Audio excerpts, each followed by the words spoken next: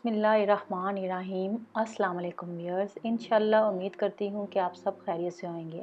जैसा कि आप देख रहे हैं, मैं एवापोरेटेड मिल्क बनाने जा रही हूँ क्योंकि मुझे काफ़ी मेरे व्यूअर्स की रिक्वेस्ट आई थी, उनके यहाँ अवेलेबल नहीं है तो वो कह रहे थे कि आप बनाना सिखाएं।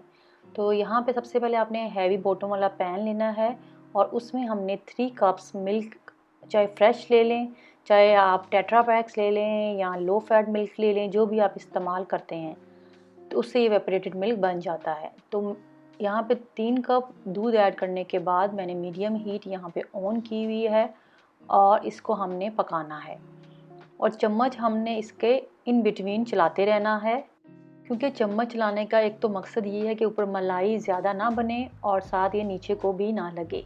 इसलिए हैवी पैन जो है इसका नीचे बॉटम पार्ट हैवी होना ज़रूरी है।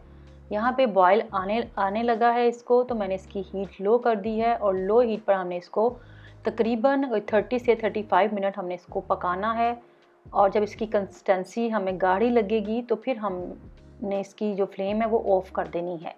यहाँ पे मैं बताती जाऊँ, इंस्टाग्राम में मेरा अजीम्स कुकिंग पेज है, आप उसको भी फॉलो कर सकते हैं, उस पर मैं पिक्चर्स अपलोड करती रहती हूँ।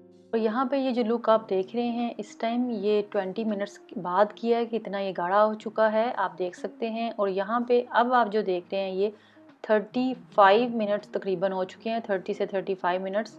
तो यहाँ पे हमारा एवापोरेटेड मिल्क रेडी है, हीट हमने ऑफ़ कर दी है।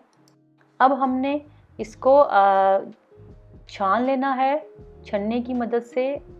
और जो ऊपर इसके एक्स्ट्रा जो मलाई आई हुई है, क्योंकि मेरी थोड़ी सी मलाई ज़्यादा बननी है क्योंकि मुझे बहुत पसंद है, और इसको बिल्कुल मलाई को हम वेस्ट नहीं करेंगे। हम इसको ब्रेड पे लगा के या रस मिलते हैं उस पे लगा के हम इसको खाएंगे और एंजॉय करेंगे। उम्मीद करती हूँ कि इंशाल्लाह सिंपल सी आपको ये रेसिपी मेरी एवापोरेटेड मिल्क की पसंद आएगी। आप इसको रेफ्रिजरेटर में रख सकते हैं 1 वीक के लिए, कवर कर किसी भी जार में डालकर। तो ये इसकी क्वांटिटी जो है 3 कप से अब हाफ कप रह गई है। आई थिंक 400 ml होता है छोटा जो हमारा एवापोरेटेड, यहाँ भी किसी भी कंपनी का जो आप लेते हैं उसमें जो मिल्क होता है वो 400 ml है। तो तकरीबन ये भी 400 ml है और साथ हाफ कप इसकी क्वांटिटी है। तो ये रेडी हो चुका है।